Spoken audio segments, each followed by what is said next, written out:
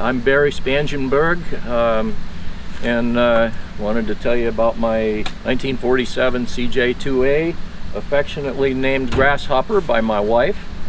Had it probably, I don't know, 5 years or so, and along the way I just keep modifying it more and more. My focus has always been, though, to keep it looking like a mild-mannered stock Jeep for the most part, but to make it as capable as I can without it being too obvious. So I figured I'd start with the drivetrain. This has just got the stock L134 Go Devil 4-banger, and it's running a T90A transmission, followed by a D18 transfer case, stock axles, D41 in the back and 25 in the front. But the big change with the drivetrain is I put in Jeff's X98 gears in that D18, which gives me a nice low crawl.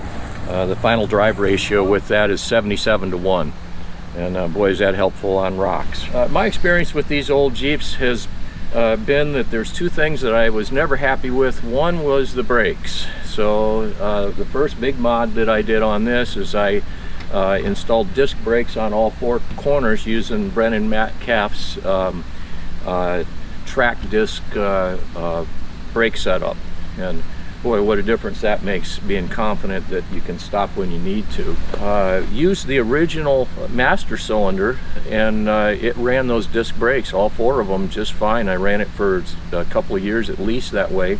Ultimately, I ended up changing to a Willwood dual reservoir system, and actually that was really nice because now the reservoirs are up on the firewall where they're easy to fill instead of working through that little hole in the floor. I bought a set of 750/16 square shouldered NDTs. I've grooved them a little bit, but they perform really well on rocks and stuff. The suspension, the springs are actually 2-inch lift Ranchos, just because I had a set laying around and I like the little extra clearance. The biggest problem I had with suspension was I have a whole collection of C shackles that used to look like that, and now they look like that, because when I would drop down off of ledges it would just crush them. So I ended up changing to shackles off of M170 Jeeps that added the little plate on the opposite side, so that it doesn't squish in anymore. So I've been much happier with that. So then the next big modification was the front end, including steering. So I started by doing a knuckle stud conversion, but I wanted to use a two-hole passenger side knuckle, so I found those off of Dana 27 from, I think it was a Willys wagon, and then I did kind of a traditional steering modification, but I wanted to keep it as stock as possible, so I used the original steering column and steering wheel. Even the horn button works, but from there I had my brother turn down a brass bushing to get me to other components. So working my way down, there's the brass bushing, then a double cardan U-joint. I had to put in a carrier bearing, which turned out to be just the right size from a garage door torsion spring. It has a 1-inch bearing in it and a plate, then a telescopic shaft, and your standard Saginaw power steering box. The interesting thing about the power steering, though, is that with this little Go Devil, it was going to be fun to try to add a power steering pump, and so I ended up using an electric powered hydraulic pump off of a Volvo to power it. So now if I want power steering, all I do is hit a switch, the pump will start up, and I can turn the wheels literally with one finger. And to beef up the rest of the steering, I ended up using M38 tie rod ends and made all my own tie rod and drag link. Of course, when you're on the rocks, you're always worried about banging stuff up underneath, and I of course bent the heck out of the first skid plate, the stock one. So then I doubled it up, added another one, and bent the heck out of that one too. So my brother has access to a metalworking shop, so I had him make me a 3/8 thick skid plate to go under the cross member, and I had him extend it back an extra 4 inches to protect the parking brake. And I've had this thing sitting right on rocks, and that hasn't moved at all.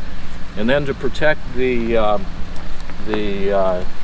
clutch pedal, I did the same thing and used 3/8 steel, and basically it looks like a ski, people have told me, but I don't have to worry about banging up the cross member or the clutch pedal anymore. And then also to protect things as I skid across rocks, I added to the U-bolt spring mounts, and made a slider to go across rocks there. So I'm fairly well protected underneath.